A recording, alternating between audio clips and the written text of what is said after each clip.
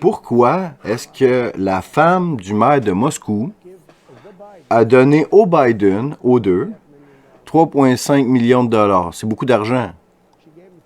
Elle leur a donné 3,5 millions. Maintenant, je me dis, Poutine doit savoir. Je pense qu'il devrait le dire. Je pense qu'il devrait le dire, l'information. Parce que vous n'aurez pas l'information de l'Ukraine. Pourquoi il donne à quelqu'un qui connaît rien à propos de l'énergie, un salaire de 187 000 $ par mois, plus 3 millions de dollars en avance. Puis on ne parlera pas de la Chine, là, parce qu'ils n'ont pas encore envahi Taïwan, mais ça va être les prochains.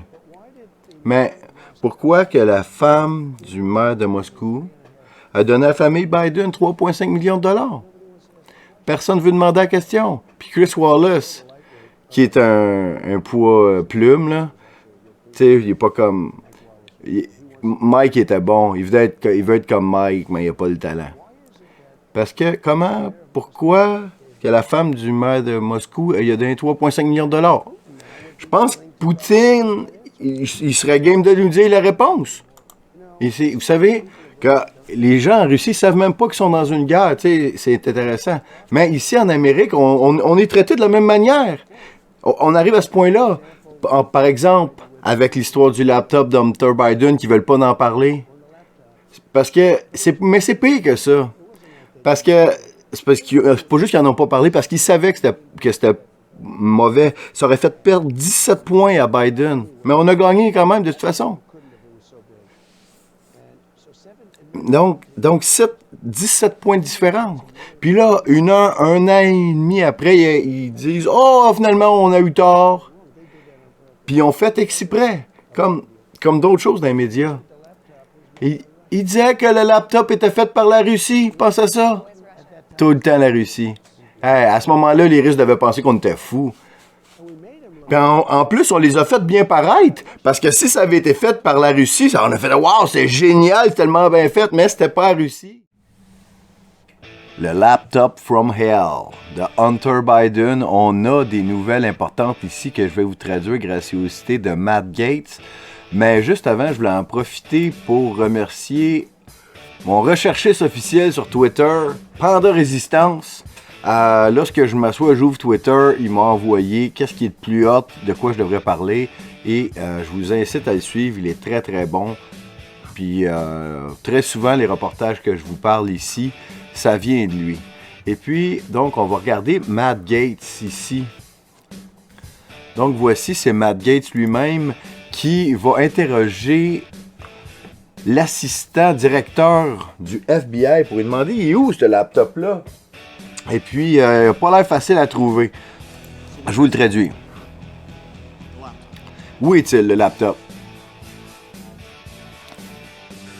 Monsieur, mais je suis pas ici pour parler du laptop. Moi, je suis ici.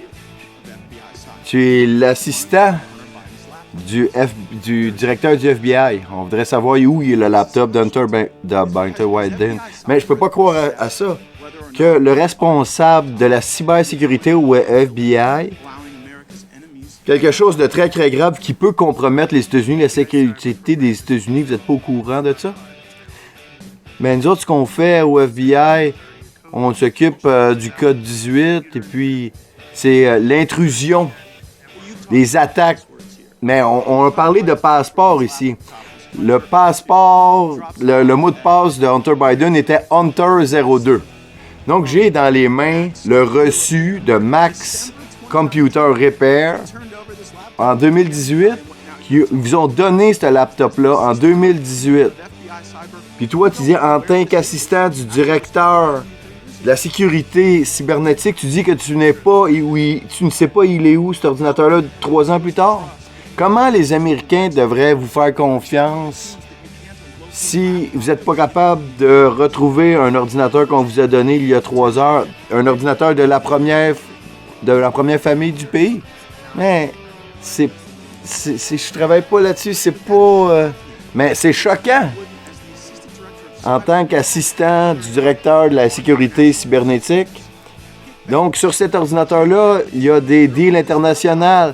Il y a la première famille du pays serait suspect de blackmail. Avez-vous examiné si la première famille est compromise sur le laptop?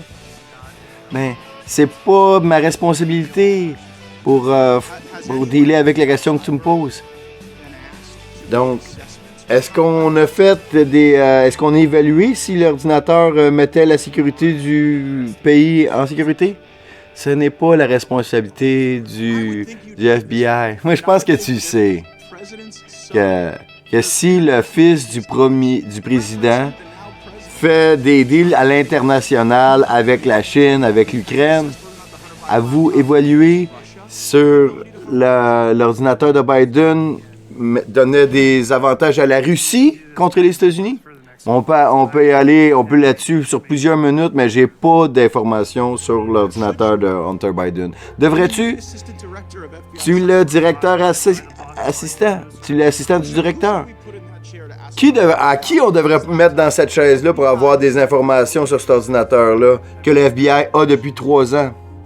Je suis pas en position de faire des recommandations. Tu l'as pas, tu sais pas il est où. Donc, plutôt tu disais à quel point tu étais la personne qui savait tout, puis que on dirait que t'es comme Chris Webber qui essaie de coller un time-out, mais il y en a pas. C'est qui? Est-ce que tu sais qui l'a? À qui il faut poser des questions? Non, je ne sais pas. Est-ce que tu pourrais trouver? Tu pourrais le trouver, l'ordinateur? À savoir si... Non, à savoir si sur cet ordinateur-là, il y a un projet Pegasus de 5 millions pour espionner les Américains. Donc, à savoir si c'est un point de vulnérabilité pour les États-Unis. Pensez pas que les Américains devraient savoir si la première famille est compromise? Donc, je vais en parler au bureau.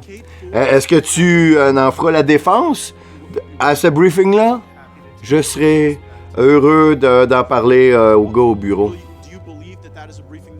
Penses-tu que c'est un meeting ou c'est un briefing que le Congrès devrait avoir? Mais je ne répondrai pas à cette question-là. Je suis ici pour... Ben, l'invitation disait... Donc, ça parlait de la division cybernétique du FBI, ça n'a aucun rapport. C'est un point de vulnérabilité parce que s'il y a des mots de passe, s'il y a des deals business international, s'il y a des choses qui peuvent faire du mal à notre pays, vous ne pouvez pas nous dire qu'il n'y a pas de point de vulnérabilité. Tu sais, il y a peut-être d'autres problèmes, des problèmes de taxes là-dessus. Mais est-ce que la première famille du pays n'est pas quelque chose qui vaut la peine d'être défendu? Donc, je voudrais avoir un accord du comité. J'ai ici le contenu du laptop de Hunter Biden que j'ai en ma possession. Je suis... Il n'y a pas d'objection.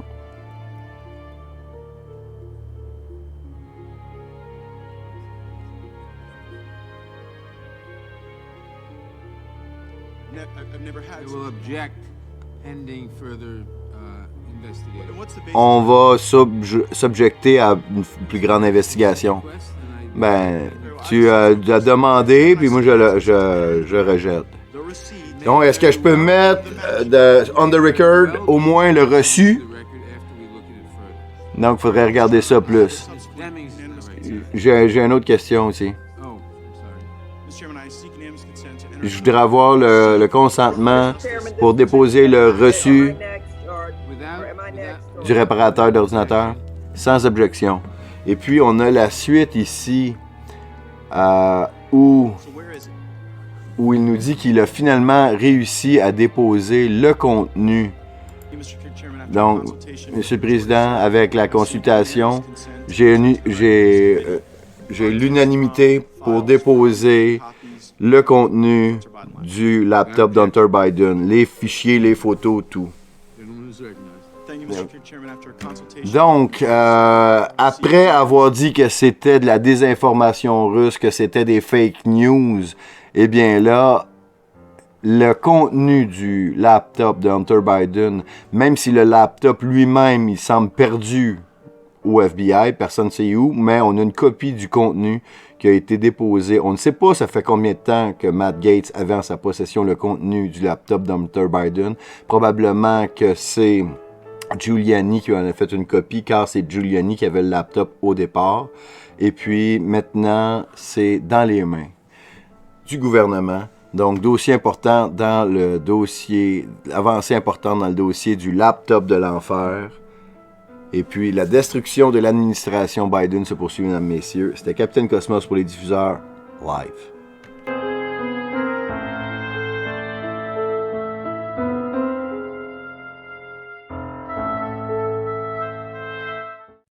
Le laptop de l'enfer, deuxième partie, c'est l'heure des comptes. Comme une copie du laptop de Hunter Biden a été déposée en chambre aujourd'hui, c'est maintenant officiel, son existence est bel et bien authentique. Et bien maintenant, il y a le New York Post qui dénonce 51 hauts gradés de la CIA qui ont co-signé une lettre pour dire que le laptop de l'enfer était de la désinformation russe, mesdames, messieurs. Donc, ces supposés experts nerds que les médias nous ont placés ont tous co-signé une lettre pour dire que l'histoire du laptop de l'enfer n'était pas vraie. Et ça, c'était 15 jours seulement avant l'élection. Donc, aujourd'hui, le New York Post titre « Ces espions qui ont menti » et qui ont induit le peuple en erreur. Et maintenant, ce n'était pas seulement que ces membres du FBI et de la CIA, il y a énormément de médias qui, pendant des semaines, ont joué le jeu, et en voici un petit montage. Donc, et en plus, pendant qu'il y a l'annonce, il y a deuxième partie de la journée de Matt Gaetz, que c'est lui qui a déposé le laptop en chambre. Eh bien, lui, il vient de déposer une motion pour enlever les clairances de sécurité à ces 51 experts parce qu'ils ont ni plus ni moins que trahi les États-Unis. La nouvelle résolution qui est criée au loup de Gates ciblerait chacun de ces anciens hauts fonctionnaires qui ont tous vendu leur crédibilité dans le but d'enterrer le contenu de l'ordinateur portable et d'empêcher Biden de rendre public les retombées des transactions commerciales illicites de son fils.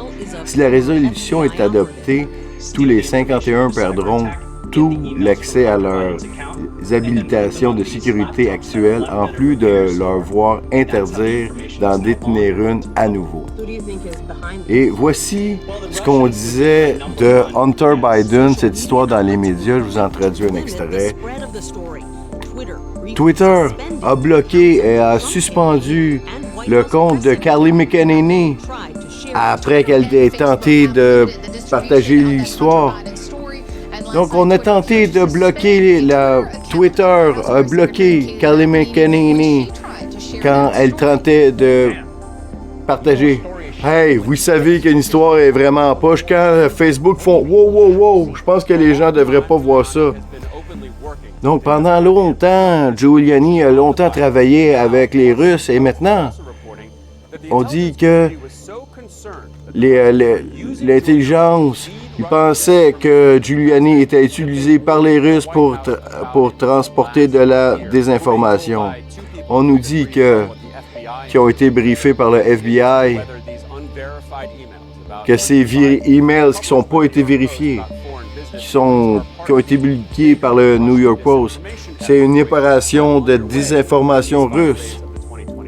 Donc, ça y va comme ça, des quotes. Il y en a pendant 20 minutes, je ne vous ferai pas toutes, mais bon, l'origine, on a des questions. Donc, l'avocat de Trump, on dit qu'il fait de la désinformation, c'est les Russes, Encore une fois, désinformation. Donc ça a été pendant des semaines à tous les postes, désinformation russe, Russia. Donc quand on entendait Trump dire Russia, c'est ça. Donc c'est intéressant parce que maintenant c'est officiel et tous ceux qui ont perdu leur compte Facebook, tous ceux qui ont perdu leur compte Twitter devraient tous se faire réintégrer, mais on sait très bien que ça ne va pas comme ça. Donc, c'est les répercussions d'une très belle journée concernant le laptop de l'enfer Captain Cosmos pour les diffuseurs.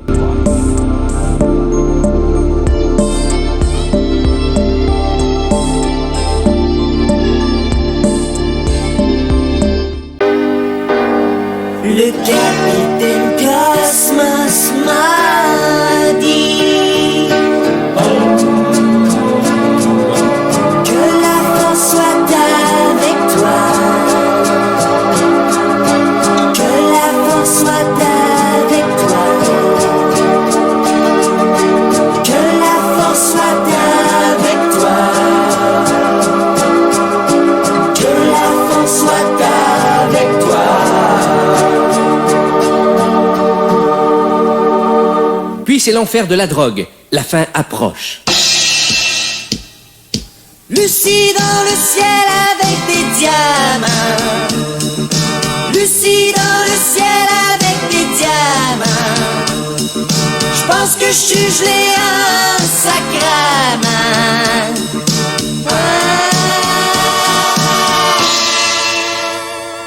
Mais un jour, tout s'écroule. Paul Mercantile quitte le groupe pour aller faire des éditoriaux politiques à Téléservice. Les Bidules nous laissent une dernière chanson. Quand je me retrouve dans le trouble, ma maman veille sur moi. Elle me dit avec sagesse, y a rien là. Salut tout le monde, c'est le facteur pour les diffuseurs. Je vous sollicite présentement parce que j'ai besoin d'un coup de pouce pour le futur, pour nos vidéos à venir. Dans le fond, c'est un coup de pouce pour le sous-titrage de nos vidéos. J'ai besoin de quelqu'un qui est bilingue, quelqu'un qui sait parler très bien anglais, qui est capable d'utiliser quand même des applications assez convenablement, quelqu'un de débrouillard, et surtout quelqu'un qui a du temps. Fait que si vous voulez être intéressé, vous voulez participer, répondez-moi dans les commentaires et je vais vous contacter en privé pour vous informer là-dessus. J'ai déjà trouvé une application pour déjà faire une bonne grosse partie des sous-titres. Il s'agit de corriger vraiment ce qui est dit en anglais. Puis, par écrit dans le fond dans l'application de sous-titres. Okay. Si vous êtes intéressé, n'hésitez pas à me contacter. Merci, bye bye, salut tout le monde.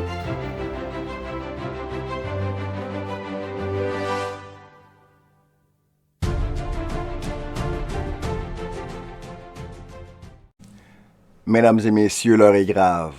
Il y a de la violence partout. Non, ce n'est pas seulement aux Oscars, mais bel et bien au Québec. Ce lundi, 28 mars 2022, le député de Vimont-Laval, Jean Roussel, victime d'une attaque gratuite, selon ses dires. Écoutez bien ça.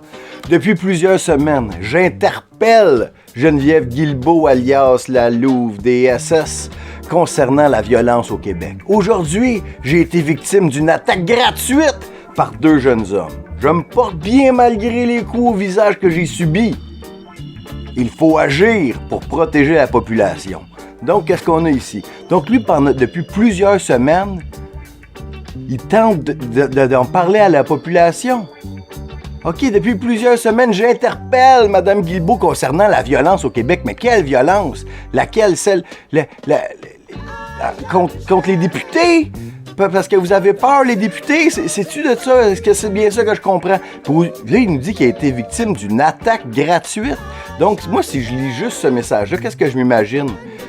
Par deux jeunes hommes. Deux jeunes hommes. OK. Donc, moi, je m'imagine le scénario. Jean Roussel se promène sur la rue. Deux jeunes hommes le voient, lui disent rien, lui sautent dessus, l'agressent et se sauvent et le laissant gisant sur le trottoir. Mais quelles seraient les raisons? Est-ce que c'est parce que c'est des jeunes qui s'en prennent à vous d'une manière politique, personnelle? Qu'est-ce qu'il y en a? Ben là, moi, j'ai répliqué. Je vous dis, on veut en savoir plus. Est-ce que c'était filmé? Est-ce qu'il y a des témoins? Est-ce qu'ils sont sauvés en auto? Est-ce que vous connaissiez les malfrats? Avez-vous le numéro de plaque? Ils parlaient quelle langue? C'était pour quelle raison? Tout ça. Ah ben là, j'ai trouvé un article qui en parle un peu plus dans la presse. OK, on en apprend un peu plus. OK, attention. Là, c'est repris. Gros titre de la presse. Attention. Parce que là, oui, je veux juste revenir aux commentaires sur Twitter. Parce que là, les gens ici invoquent c'est politique, c'est du monde qui s'en prennent aux politiciens. Lui, il dit est-ce qu'il y avait des MAGA hats en voulant dire c'était-tu du monde conservateur? Donc, puis là, les autres collègues. Donc, Christine Saint-Pierre, quelle histoire! Bon, OK. Parce que, selon ses dires, c'est une attaque gratuite. Il se promenait sur la rue, il n'a rien fait, c'était pas provoqué. Voyons l'histoire. Attaque gratuite. Le député libéral Jean Roussel a été agressé par 2 jeunes lavallois lundi après-midi au bureau de sa circonscription, en plein à son bureau. Quoi, les jeunes sont allés, ils ont trouvé le député, puis ils ont cassé la gueule, ils n'en pouvaient plus du gouvernement. C'est ça qui est arrivé? Voyons voir. Après avoir interpellé pour demander de fumer dehors, attends une minute. Hein? Une attaque gratuite, souligne-t-il. Mais attends une minute, là. Donc, bon, on y va. En après-midi lundi, Jean Roussel, député de Villemont, une circonscription au nord de Laval, a remarqué une odeur de marijuana qui flottait à son bureau. Il dit, ça sent le show de Pink Floyd ici. Celui-ci est situé au 4e étage d'un bâtiment qui abrite une bibliothèque municipale sur le boulevard Saint-Laurent. Voici l'immeuble en question. C'est un immense building de plusieurs étages qui abrite plusieurs commerces, bâtiments gouvernementaux très fréquentés sur le boulevard des Laurentides à Laval pour ceux qui connaissent. Bon, donc il va y avoir plusieurs genres de personnes là. Puis là, ça sentait le pot à son bureau. Attention, Jean Roussel est descendu aux alentours de 14h pour demander à un jeune homme qui se trouvait dans la cage d'escalier d'aller fumer dehors. Voilà ici. Donc, lui, il trouvait que ça sentait le pot, puis il a décidé de jouer à la police et aller dire à des gens qu'il ne connaissait pas, ou qu'il connaissait, je sais pas, mais de les expulser et d'aller fumer dehors. Là, comment il leur a dit? Quels ont été les mots? Quel a été le ton? Est-ce qu'il a dit « Hey, mes petits guérisses de baveux, allez fumer dehors, mes petits guérisses de fumée de pote! » C'était tout ça? Ou c'était plus « Hey, les garçons, ce serait mieux de... Je vous interpelle de aller... C'est interdit de fumer de la marijuana à l'intérieur, les garçons. » Donc, et les garçons l'ont mal pris selon ses dires. Mais là, c'est un immense building, comme on voyait. Il y a très certainement des caméras de sécurité un peu partout. On veut savoir c'est qui ont maltraité et ont frappé au visage un député du Québec. Donc, on veut, nous, chez les diffuseurs, on veut aider ce député à trouver ses malfrats. Mais de prétendre... Donc, pour finir l'histoire, un autre l'a alors attaqué par derrière, tandis que le premier l'a frappé au visage. J'ai été chanceux parce que la personne en arrière de moi, si elle avait eu un couteau, j'aurais été faite à l'os. Bon, et lui, il pense que s'il y avait eu un couteau, donc... puis après, lui, dans l'article, on tente de relier ça à ce qu'il faisait avant. Une revendication qui est aussi publiée sur les réseaux sociaux quelques heures après l'attaque. Depuis plusieurs semaines, j'interpelle Mme Guilbeault. Puis là, il essaie de tourner ça en politique, puis il dit « C'est tellement violent que, vous voyez, j'ai été attaqué moi-même. » Puis là, ici, Dominique Anglade, sa chef, qui court à sa rescousse. C'est avec beaucoup d'inquiétude que j'ai appris que Jean Roussel a été victime d'une attaque violente. Heureusement, il s'en sort indemne. Évidemment, je veux pas diminuer la gravité de l'attaque. C'est mal et les gens qui ont fait ça méritent de faire face aux conséquences. Évidemment, c'est peut-être la prison. Mais de prétendre dans l'article, et même que M. Roussel lui-même prétend que c'est une attaque gratuite quand lui-même a voulu se substituer à la police, eh bien, je voudrais vous dire que quand on veut jouer au Messie, ben, faut s'attendre à se faire crucifier. Puis notre ami ici a voulu jouer les Messi ou les Batman ou les justiciers pour aller expulser des gens qu'il ne connaissait pas, mais même si les députés, il n'y a pas autorité sur les gens. Et puis, il a tombé sur des jeunes qui l'ont remis à sa place. Donc, on a passé d'une histoire qui tente d'être politique, où on tente de transformer cette action en une revendication qui interpelle la Louve DSS, Mme Guilbeault. Puis finalement, c'est un gars qui a voulu mettre des jeunes dehors parce qu'il fumait du pot, puis les jeunes, ils ont sacré une volée. C'était Captain Cosmos pour les diffuseurs live. I shot the sheriff, but I didn't shoot the deputy. Oh no, oh. Free, and every human being doesn't have to agree. We all bleed red, brother, listen to me. It's time for love and unity.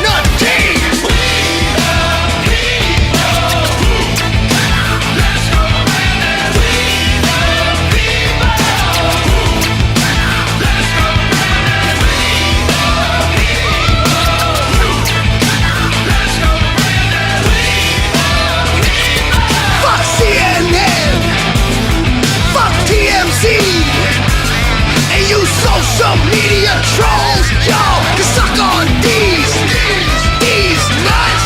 That's what's up.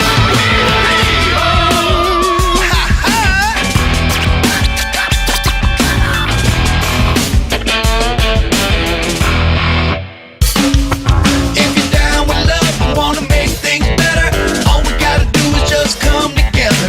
Weather the storm, take my hand, and follow my lead to the promised land. 'Cause we the people, we gotta unite, and follow that good time guideline. Climb aboard this love boat, and rock that bitch up and down the coast.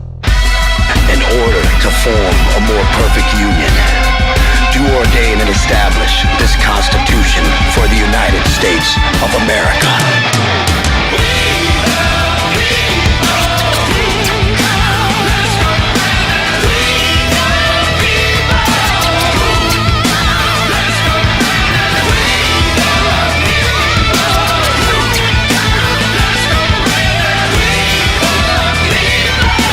Standing up and standing tall, 'cause it's all for one, and it's one for all, all.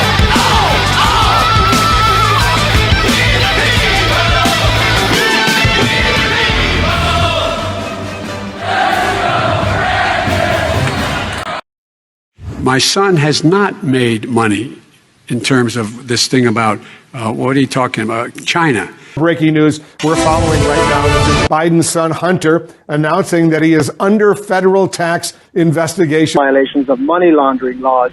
And it has to do, Jake, with Hunter Biden's business activities in China. Hunter got thrown out of the military. He was thrown out, dishonorably discharged. That's not true. He for wasn't dishonorably. cocaine use. Hunter failing a drug test 1 month after receiving his commission, testing positive for cocaine, and discharged less than honorably. And he didn't have a job until you became vice president. Once you None of became that vice is president, true. he made a fortune in Ukraine, in China, in Moscow, That is simply and various not other places. true. He My made a son, fortune. my son, and he didn't have a job. My son. It was confusing why Hunter Biden was on the board of this company at the same time that his father was active in Ukraine policy. Hunter Biden, as far as I know, doesn't have a lot of experience with Ukraine. $50,000 a month for Hunter Biden, clearly to be selling influence, because otherwise no one would ever pay him that kind of money. The mayor of Moscow's wife gave your son $3.5 million. What did he do to $3,000? None of that is true. Well, wait, he didn't get $3.5 million, Joe? Mr. Vice He got $3.5 million. That is not true. Oh, really? $3.5 million wire transfer from Yelena Boutrina, the wife of the former mayor of Moscow. They even have a statement that we have to give 10% to the big man. You're the big man, I think.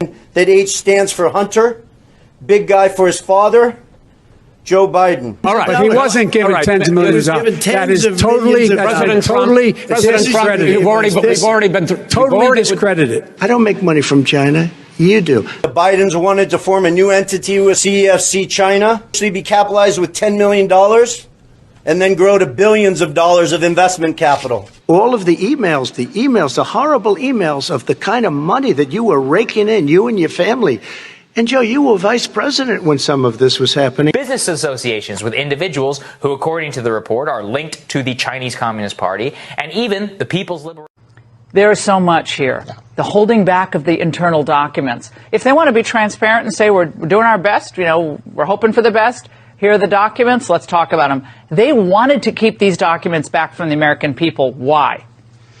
Well, I think it's very embarrassing for them, particularly the two things that we just talked about. The first, that there's essentially little or no benefit for people who already were infected, which is the opposite of what they wanted the message to be, which is they wanted a simpler message rather than a true message. But this is why every time Fauci was asked about this, Phil, you remember he's very smart, so he's very careful how he didn't close the door completely. He's like, we're still studying this.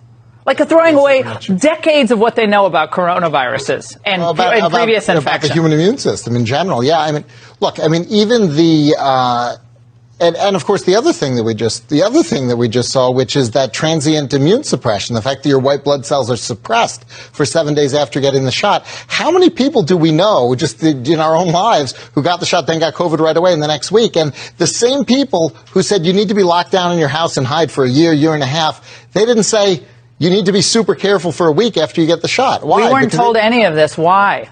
Because they didn't want it. Because everything they've done for 2 years, it has not been about telling the truth. It's been about telling what they think you need to hear to behave the way they want you to behave. And they were not going to say anything that would reduce uptake of the vaccine. It's disgusting. Here's another nugget from Pfizer's documents. Adverse events were generally milder and less frequent in participants of the older group compared with the younger group, and overall tended to increase with the increasing vaccine dose.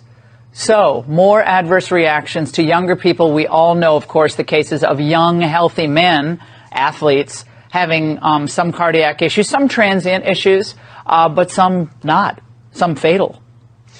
I think we've done a very, very poor job of giving advice that's tailored to individuals and of looking at risk and benefit for individuals. They wanted a simple message. Everyone needs 2 shots. Everyone needs them on the same timetable. Now we're up to 3. Now we're up to even 5 for immune suppressed.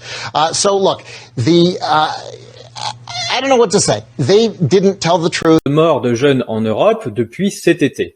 Mais de quoi ces jeunes meurent-ils? Qu'est-ce qui a bien pu changer depuis cet été dans une majorité de pays d'Europe? Quel que soit le système de projection qu'on utilise, on trouve qu'il y a trop de morts chez les jeunes en Europe depuis cet été. Et c'est assez étrange puisqu'en 2020, absolument aucun pays n'a relevé de surmortalité chez les moins de 60 ans. Il n'y a donc jamais eu de lien jusqu'ici entre les vagues estampillées Covid et la mortalité des jeunes. En revanche, tous les pays européens ont lancé une campagne d'injection massive des vaccins anti-Covid depuis cet été, avec la mise en place du fameux pass sanitaire pour forcer tout le monde à aller se faire vacciner. En revanche, les pics de mortalité des jeunes sont trop souvent proches des pics de vaccination des doses 1 et 2, et les pics de mortalité des plus âgés sont trop souvent proches du pic de vaccination de la dose 3. Nous ne sommes pas les seuls à trouver toutes ces concordances. Le chercheur belge Patrick Meyer a publié un préprint qui conclut à un lien significatif entre le nombre d'injections et la surmortalité dans de nombreux pays européens en utilisant des méthodes de machine learning. Les chercheurs Spiro Pantazzatos et Hervé Seligman ont publié un préprint également montrant un lien entre le nombre de personnes vaccinées et la surmortalité constatée dans les différents États américains.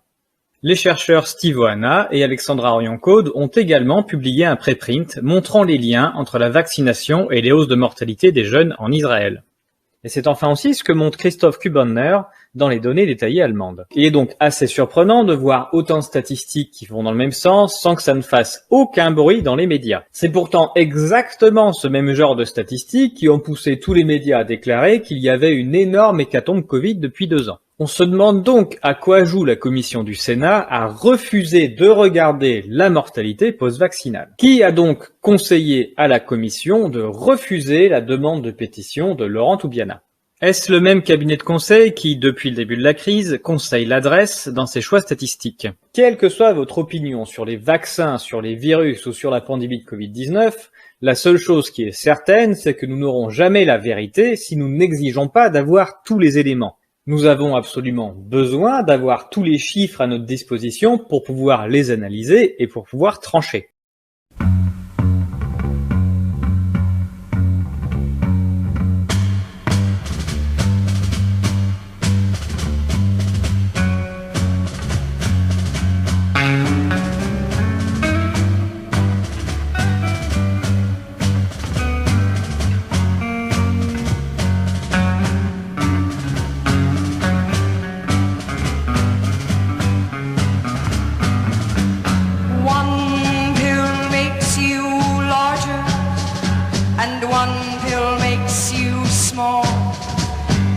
ones that mother gives you don't do anything at all.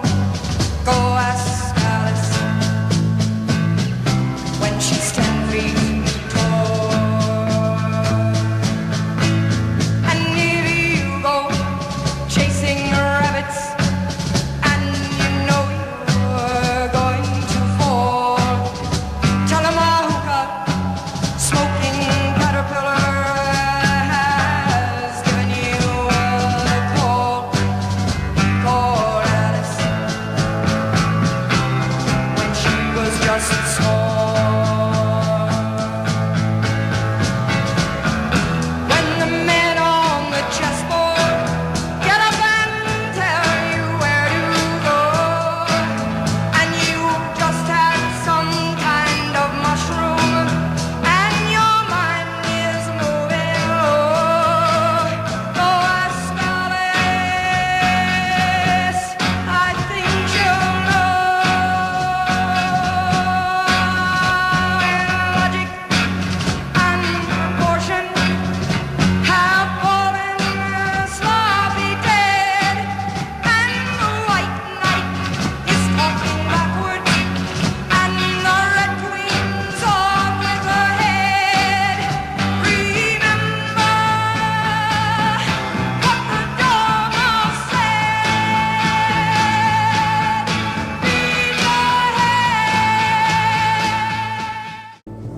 On a ici le plus jeune, le plus beau, le plus sexy des membres de la Chambre des représentants à Washington qui a été élu en 2020 et qui confesse qu'il était invité dans des orgies dans lesquelles les politiciens connus faisaient de la coke devant lui et a décidé de ne pas embarquer là-dedans. Donc c'est pas étonnant que les élites le détestent. Mais si vous pensez que ce n'était que dans les films, eh bien on a quelqu'un qui est sur place et qui en témoigne. Je vous le traduis ici. C'est Madison Madison Cawthorn, qui a été victime il y a quelques années d'un accident de la route. Il est en fauteuil roulant, mais il est beau comme un cœur. Et on l'interviewe ici à propos de House of Cards, à quel point c'est réel ou c'est plus comme un documentaire. Donc avec Kevin Spacey, l'émission House of Cards, je ne me rappelle plus avec qui d'autre qui était là-dedans. Mais c'était une émission très bien faite. Mais c'était tellement sale. C'était quelqu'un du Congrès qui était Kevin Spacey, qui était le whip des démocrates à ce moment-là. Très puissant. Puis c'était sa vie secrète, toute la corruption, le pouvoir, l'argent, la perversion. C'était vraiment sale. À quel point, de ton opinion, parce que tu es sur place, est-ce que c'est de la fiction ou c'est plus comme un documentaire? Est-ce que c'est aussi pire? Bon, j'ai entendu un ancien président des années 90 qui s'était fait poser cette question-là, puis il avait dit que c'était vraiment vrai. La seule chose qui est pas vraie dans l'émission, c'est que tu veux pas passer une loi pour rapport à l'éducation aussi rapidement que ça. Mais tout le reste, la perversion sexuelle qu'il y a à Washington, en étant comme un jeune à Washington, puis les gens qui sont là, ils ont comme 60, 70. Il y a plein de gens que je connais parce que je suis la politique depuis toujours, tu sais.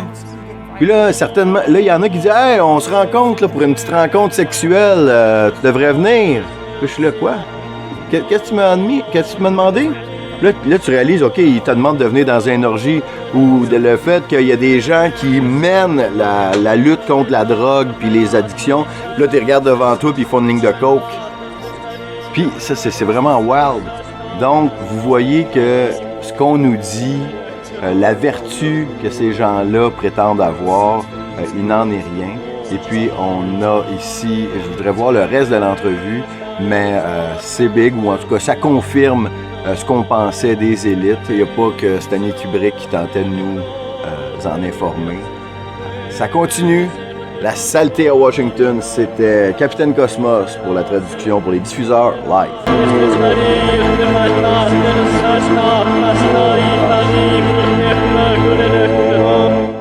Captain Cosmos avec vous pour les potins les plus hot de Washington. En ce samedi soir, ce qu'on apprend, les retombées de l'entrevue de Madison Kershaw qui révélait qu'il était invité dans des soirées de politiciens d'élite où il y avait des orgies et il a vu des gens prendre de la drogue, de la cocaïne, même s'il travaillait à passer des lois contre ces drogues-là, et il parlait des gens qui l'admiraient. Donc, il parle de républicains. Donc, évidemment, CNN et la gauche vont être sur cette histoire-là parce que ça a le potentiel de nuire à plusieurs candidats conservateurs. Mais là, ce qu'on apprend ici dans ce podcast tout à fait décontracté où on prend un peu d'alcool, on a ici Ivory Hecker et Jenny Sebastian Gary qui parlent de ce qui se passe à Hollywood et de cette histoire-là.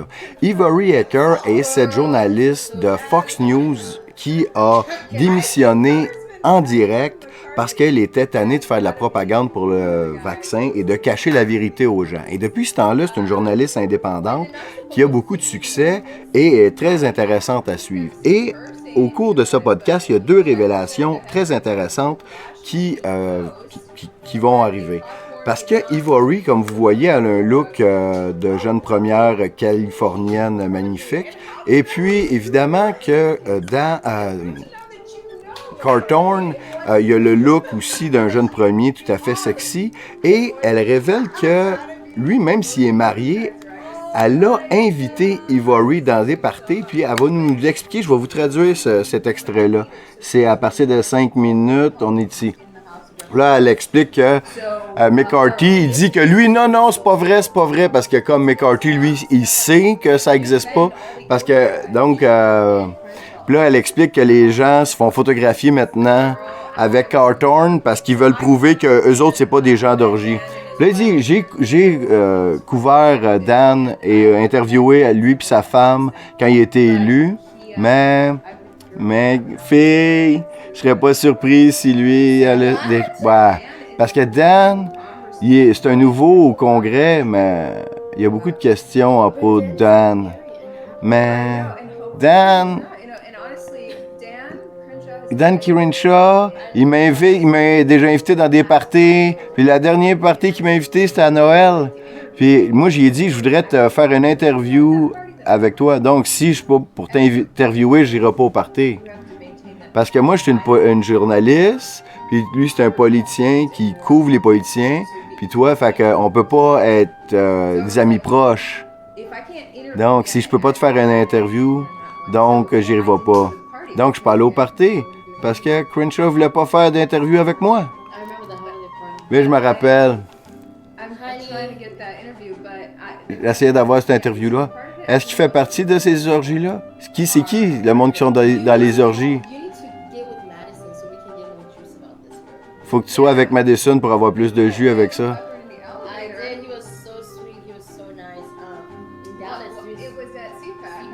Donc, tu l'as rencontré, oui, à CPAC.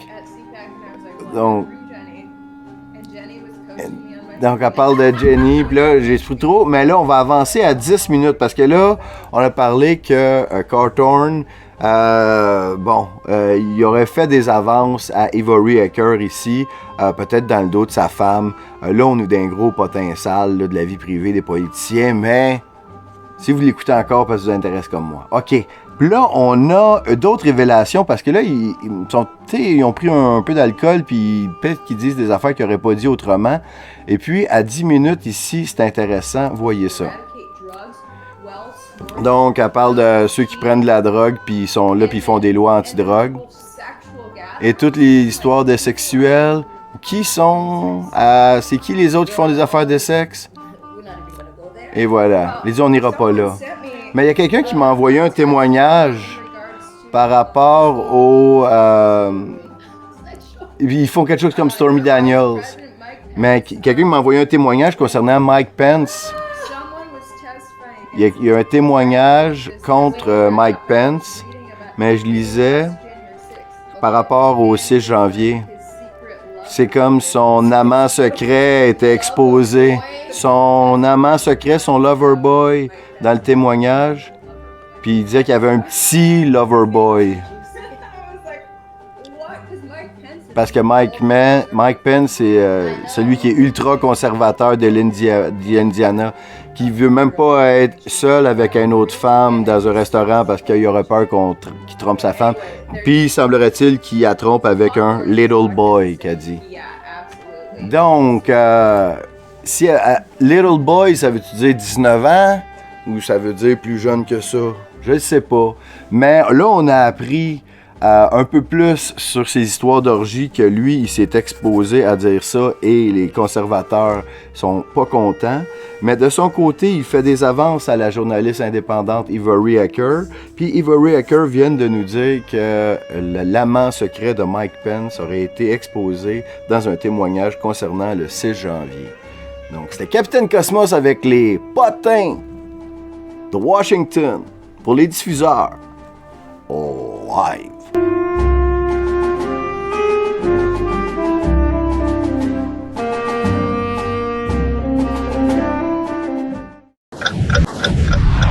Jadis, Orwell disait « Qui contrôle le passé, contrôle le futur. Qui contrôle le présent, contrôle le passé. » Aujourd'hui, qui contrôle les faits, contrôle tout. Car ceux qui contrôlent les faits contrôlent si vous avez le droit de travailler, de voyager, de questionner. Ils contrôlent même si vous avez le droit de sortir de chez vous. C'est un pouvoir énorme qui, selon Idriss Aberkan, devrait être dans les mains du peuple et non des élites. Il est bien placé pour savoir puisqu'il fait lui-même partie des élites. C'est un des conférenciers les plus influents sur la planète. Et il possède pas 1, ni 2, mais 3 doctorats. Il est avec nous en studio. Idriss Aberkan, vous dites que les plus grands pourvoyeurs de mensonges et charlatans sont le pouvoir et que les fact-checkers sont des terroristes intellectuels. Absolument, car les fact-checkers réduisent la pensée à un feu tricolore, vrai, faux, trompeur.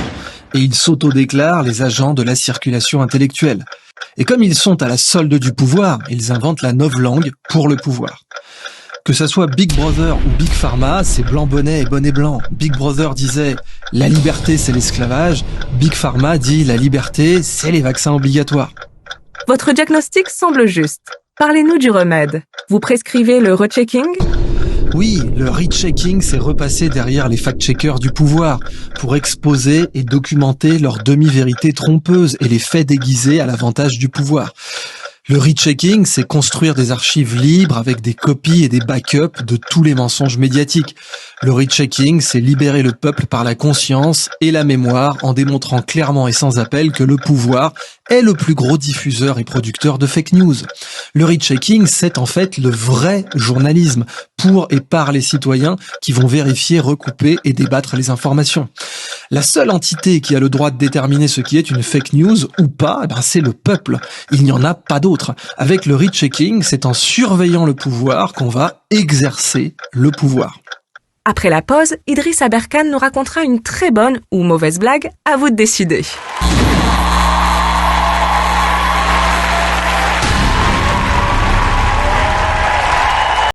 Captain Cosmos avec vous pour vous parler d'une histoire assez incroyable.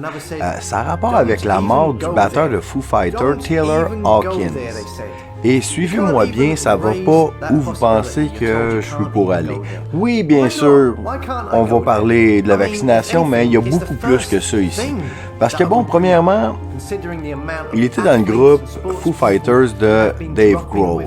Dave Grohl qui était avant dans le groupe Nirvana, un trio, et puis le chanteur principal se serait suicidé dans des circonstances bizarres et controversées.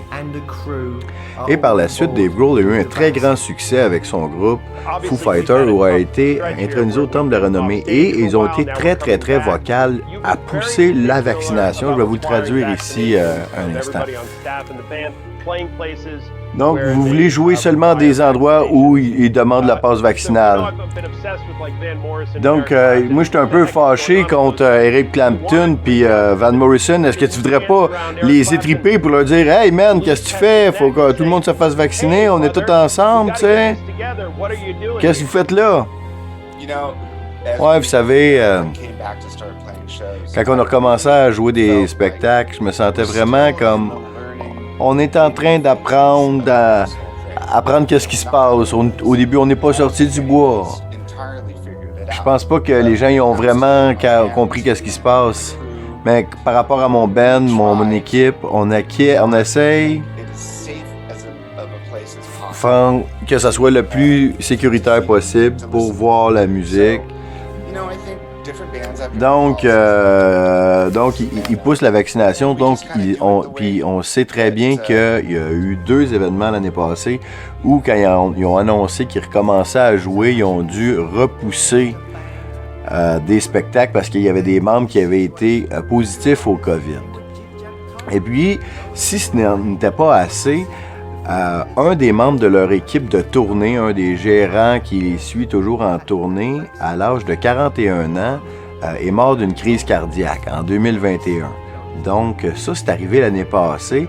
Et il y a 48 heures, là, c'est le batteur du groupe qui meurt dans des circonstances mystérieuses. On dit dans son sommeil. Certains ont dit qu'il y avait des douleurs à la poitrine. Certains ont parlé de crise cardiaque. Mais lorsqu'on va sur les forums de fans, qu'est-ce qui est bizarre de voir, c'est que les gens tentent de spéculer. Il y en a qui pensent qu'il aurait fait une rechute de drogue parce qu'il a été héroïnomane jusqu'en 2001, mais il est supposément clean depuis 20 ans. Donc, mais qu'est-ce qui est drôle, c'est que les fans jamais vont aborder le sujet de la vaccination. Parce que qu'est-ce qu'on a appris depuis 2021-2022, c'est que tout peut donner des crises cardiaques, sauf le vaccin. On sait évidemment que les changements climatiques, là, c'est très, très, très grave. Aussi la peur d'enlever le masque. Et puis, les changements de saison, le changement d'heure donne des crises cardiaques. Donc ça, on sait ça. Mais le vaccin, jamais.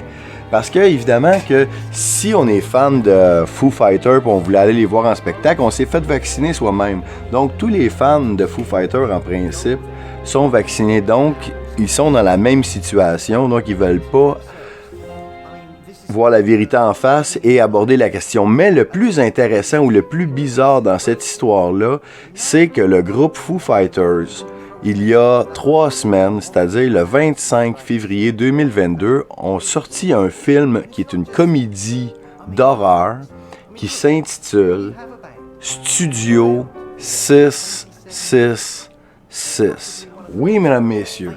Et dans ce film, ce qu'on en sait, c'est que c'est un studio d'enregistrement qui se retrouve à Los Angeles qui serait hanté. Et Dave Grohl va être possédé par Satan ou d'une entité quelconque et là va se transformer en super méchant et va assassiner tous les membres de son équipe pendant qu'on voit l'œil, le One Eye sur le mur évidemment. Et là, il va assassiner tous les membres de son équipe, de son groupe et il va même assassiner le batteur qui est mort, Taylor Hawkins, que je vais vous montrer ici. Donc, à quel point tout ça est bizarre, je vais vous montrer ici l'assassinat. C'est bien ça. Donc, on voit des parties où là, Dave Grohl est devenu un démon, du moins, puis là, on le voit ici avec son batteur. Il semble avoir beaucoup d'occulte dans ce film-là, parce que Dave Grohl et le showbiz, en général, l'Hollywood est vraiment très familier avec l'occulte. Et puis, donc, on va voir ici l'assassinat. Donc, il va assassiner son batteur avec la cymbale dans Studio 666. À quel point c'est bizarre, à quel point est-ce qu'ils vont enlever cette scène-là? Ben, pas enlever cette scène-là, mais ça prend combien de hasard pour que ça soit plus un hasard?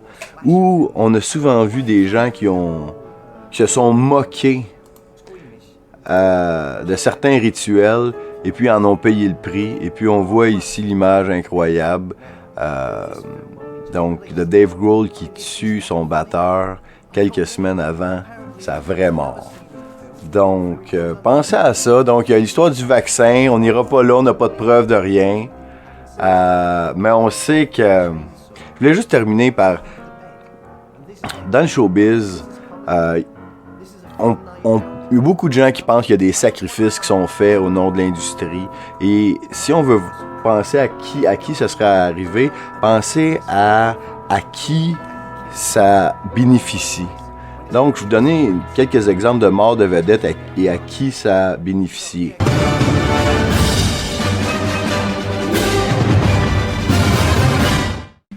Les mensonges qui sont véhiculés sur Donald Trump depuis 5 ans, c'est sans arrêt. Mais des fois, il y a des gouttes qui font déborder le vase, puis il y a des choses, à un certain moment donné, quand ils sont dits par des gens qui sont supposément connaisseurs sur le sujet, il faut les remettre à leur place. Puis, je vais vous le montrer ici, je vais vous le traduire, on va régler une chose une fois pour toutes. On a Pierre Martin sur Twitter. C'est qui ça, Pierre Martin?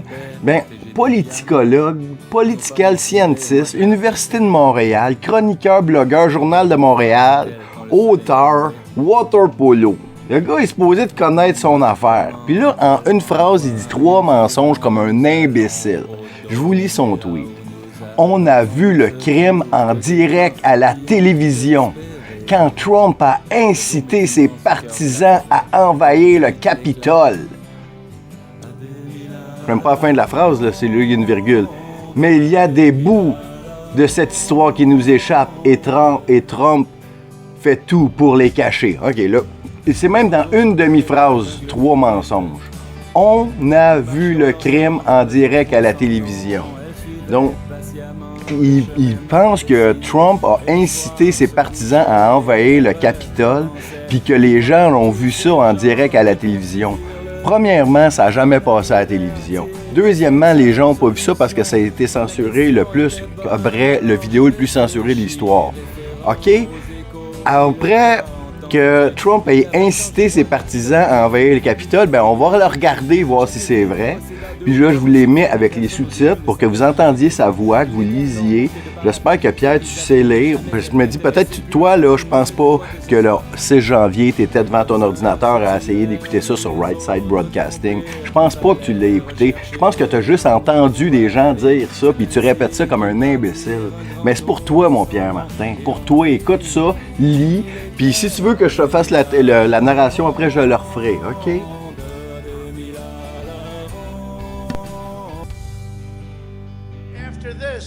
We're going to walk down, and I'll be there with you. We're going to walk down. We're going to walk down anyone you want, but I think right here we're going to walk down to the Capitol.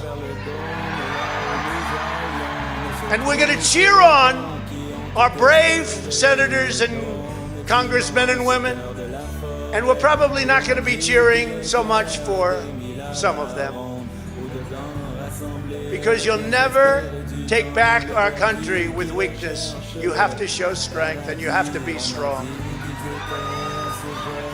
We have come to demand that Congress do the right thing and only count the electors who have been lawfully slated. Lawfully slated. I know that everyone here will soon be marching over to the Capitol building to peacefully and patriotically make your voices heard. Today we will see whether Republicans stand strong for integrity, to peacefully and patriotically,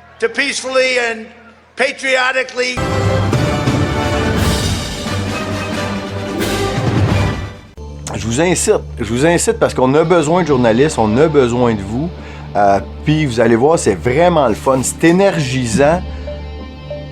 Ce qui nous énergise, c'est de savoir que le message qu'on prend, il est transmis, puis ça fait en sorte que le narratif, il craque complètement. Et puis, le barrage a cédé. Et puis, c'est à nous à faire en sorte que tout le monde sache, tout le monde voit ce qui se passe. Et puis, voilà. Si vous voulez vous impliquer avec les diffuseurs, vous nous contactez. Il y a l'adresse internet des diffuseurs qui est lesdiffuseurs@gmail.com. Sinon, vous pouvez nous contacter sur Telegram. Sur Twitter, c'est un peu plus difficile, mais bon, Telegram ou email. On a besoin de vous, on a besoin de votre talent, on a besoin de gens qui sont différents de nous, dans le sens où on a besoin de jeunes, on a besoin de femmes, on a besoin de toutes les couleurs, on a besoin de religions différentes si c'est le cas, mais tous, on veut qu'ils se battent pour la liberté des peuples, les libertés individuelles, contre l'agenda 2030, contre le nouvel ordre mondial. Vous comprenez dans quelle équipe on est? Les combattants pour la liberté. Et voilà, c'était Captain Cosmos qui vous incite à vous impliquer, à créer du contenu parce qu'on a besoin, parce que vous savez, il faut qu'on remplace l'entièreté du contenu qui est à la télé traditionnelle. Fait que si les gens écoutent 40 heures de télé traditionnelle, ben faut qu'on soit capable de créer 40 heures de contenu de la liberté pour remplacer tout ça. Donc moi, capitaine, je fais à peu près 1 heure par semaine de contenu, grosso modo. Puis j'ai des collègues qui en font aussi beaucoup, mais ça en prend 40 autres, capitaine. OK? Donc, et voilà. Donc, rejoignez-nous dans le combat. C'était Captain Cosmos pour un petit tutoriel de making of d'une capsule. C'est 6 heures.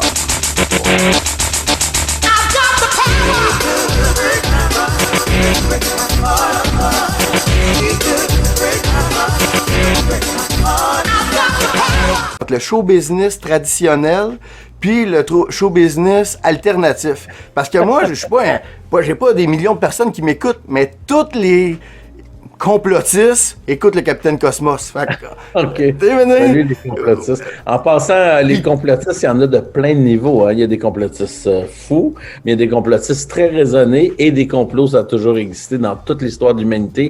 On monte en fait, ne pas être complotiste, c'est de penser que les politiciens sont honnêtes. Simplement. Tu sais, tu penses que les policiers veulent notre bien, qu'ils se parlent pas entre eux autres? Ah, OK. Ben, moi, non, mais écoute, des complots, ça existe dans tout. Ben, je sais bien. Dans la vie, c'est des complots. Des complots, ça a toujours existé. Le Watergate, la baie de cochon avec Cuba puis les États-Unis. Il y a eu des complots tout le temps et ça n'aura pas disparu magiquement en 2019. Donc, il y a du monde qui mettent des lézards là-dedans, c'est tout mélangé, il n'y a pas trop de logique là-dedans, là, mais il y a des vrais complots et des vrais complots, ça s'analyse. Oui. Ça, on va voir la 4e shot de vaccin ou le 2e booster de Biden, puis lui-même, il se demande comment ça je fais ça là, puis en fait, tout le monde est stupide là-dedans, puis Biden, il est un peu perdu, mais c'est peut-être lui qui a le plus de bon sens dans le fond, écoutez bien ça. Donc, à cette heure, je vais avoir ma 2e booster shot. Et il dit, je me demande bien comment c'est que je fais ça sur un stage, là. Puis là, pendant qu'il va se faire vacciner pour une 4e fois, parce que les 3 premières shots, ils ont super bien marché, de toute évidence. Là, les journalistes vont tenter d'y poser des questions, mais là, le vieux, il peut pas faire 2-3 affaires en même temps. Là, faut qu'il défasse son bouton. Là, je comprends pas pourquoi à la Maison-Blanche, ils ont pas pensé de mettre une chemise à manches courtes pour l'occasion, parce que là, je sais pas si vous avez déjà une chemise comme ça, remonter ça jusqu'en haut, c'est pas confortable, là. Ça n'a aucun rapport. Bon, là, on va essayer de poser des questions par rapport aux négociations entre l'Ukraine et la Russie. Oui, on peut pas répondre à rien de ça. Là. Il y a une fille qui, il dirait sûrement il sniffer les cheveux en passant. Mais là, la fille, elle va coller un collant, comme on voit. Tu vois, elle colle un collant. Là, avec une lame, je sais pas ce qu'on va faire si on le rase. Puis là, il parle de Zelensky. Il est perdu, le bonhomme. Là, bon, ça... Mais évidemment, c'est clairement stagé. C'est sûr que c'est pas un vrai vaccin, parce que si c'est un vrai vaccin, imaginez, il pourrait mourir sur le coup. Mais... Donc, il dit, j'ai toujours pensé que ça décourageait les gens de se faire vacciner quand on voit quelqu'un avec une aiguille dans le bras. Mais ça a vraiment pas fait mal. Puis là, puis il dit, je m'excuse si j'ai découragé des gens de se faire vacciner. Parce qu'en fait, il a raison là-dessus. C'est stupide de voir ça. Il dit, je comprends pas pourquoi je fais ça sur un stage, c'est stupide. Puis après, il dit, je pensais que ça décourageait les gens de se faire vacciner, de voir les gens se faire vacciner. Mais il a raison, le vieux bonhomme. Il est peut-être sénile, mais il y a encore des bouts qui a de l'allure. Il trouve que c'est stupide, toute cette mise en scène-là. Captain Cosmos est d'accord avec lui. Merci. Bonjour tout le monde. Si je suis devant vous ce matin, là, c'est pour réclamer pour une énième fois une enquête publique indépendante sur toute la gestion de la pandémie. Parce que ce qu'on a appris des derniers jours, là, c'est vraiment inquiétant, c'est épouvantable. On a appris que la ministre des Aînés n'a pas dit toute la vérité à l'enquête de la coroner. Et je tiens à vous le rappeler, celle-ci était sous serment.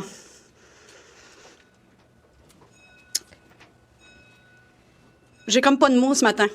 Pas de mots tellement je suis horrifiée. Et je me demande qui au cabinet du premier ministre, dans ses conseillers, dans ses experts en com, lui ont conseillé de ne pas dire toute la vérité à l'enquête de la coroner, mais de plutôt protéger son gouvernement, de protéger la coalition Avenir Québec. Elle a dit aux journalistes qu'elle hurlait.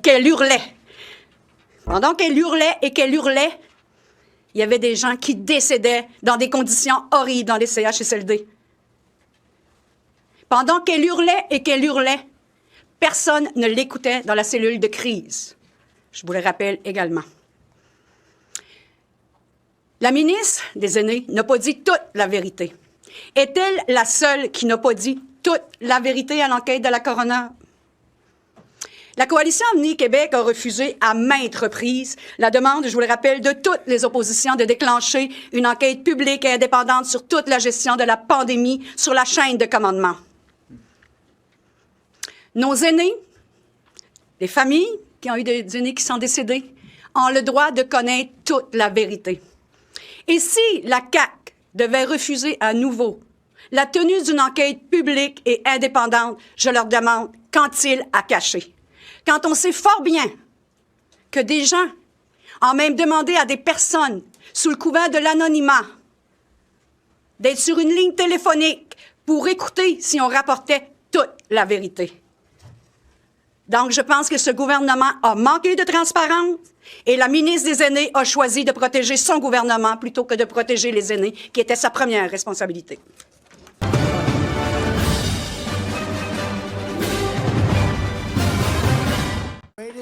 C'est le plus grand mouvement. Vous avez élu un président 2 fois et possiblement, il va falloir qu'on le fasse une 3e fois. Parce qu'ensemble, nous tenons devant les forces les plus sinistres et vicieuses que les gens de notre pays n'ont jamais vues. Malgré tout ce que vous entendez ou voyez sur la Chine et l'Iran, notre plus grand danger n'est pas de l'extérieur. Notre plus grand danger est ces malades et radicaux politiciens qui veulent détruire notre pays. C'est notre plus grand danger que la Russie ou la Chine. Mais peu importe à quel point ils sont corrompus, vous ne devez jamais oublier que ce pays ne leur appartient pas. Ce pays appartient à vous, les gens qui l'ont bâti.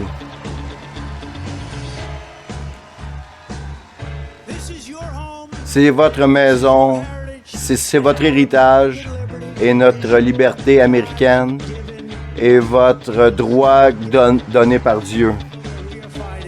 Les terribles personnes qu'on combat n'ont pas une chance de gagner parce que nous sommes Américains. Vous avez bâti ce pays-là. Et les Américains s'agenouillent devant Dieu et Dieu seulement. Mes amis, cette aventure dans laquelle on est ensemble fait juste commencer. Vous savez que ça fait juste commencer. Puis maintenant, il faut penser à la grandeur de notre pays. On pense plus à faire grossir notre pays. On ne parle plus des grandes choses qu'un pays peut faire, des choses de grand. Comme on parlait il y a des décennies. Maintenant, les seules choses qu'on parle, c'est la race, l'inflation puis l'environnement. On parle de rien d'autre. On parle pas de qu'est-ce que ça prend pour que notre pays devienne grand encore une fois.